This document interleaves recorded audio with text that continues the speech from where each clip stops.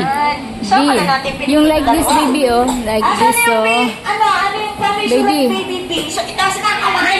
Listen, baby. Yung ganun, anak, Ay! oh. B. Atina!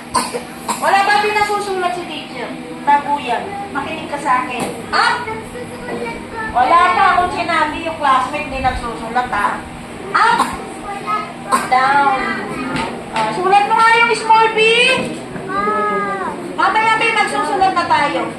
Halika, sulat ka, B.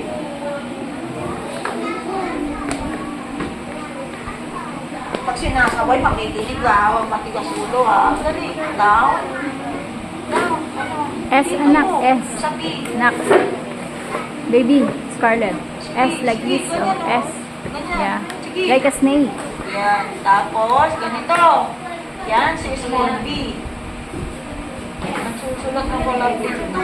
Very good, Hindi, nakaganyan. Yan, Okay, thank you, Tina. Right letter S, Melon. S! S. Ano sabi ni S? Ano sabi ni B? Baboy. Sagi. Okay na. Quiet lang, quiet. Just raise your hand. S.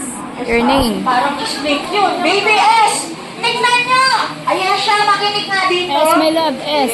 Like this. Sabi S. Follow that one, the big Makinig dito S. pa, alam nyo kung ano yung mga letter dyan, Sinusulat nyo ba yan araw-araw? Big S. May, ano ba?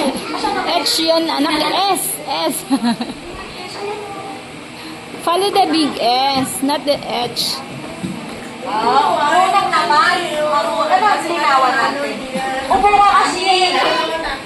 Ganyan niya, ganyan. O, dali, sulat mo. Hindi niya lang makita. Tinitingin. O, tama. Kaya lang. Okay, okay.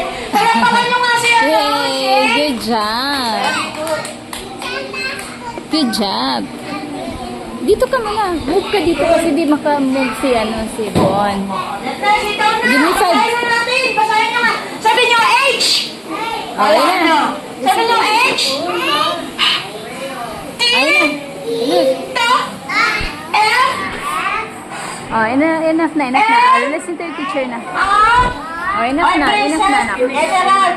Enough na. It's enough. Listen to your teacher.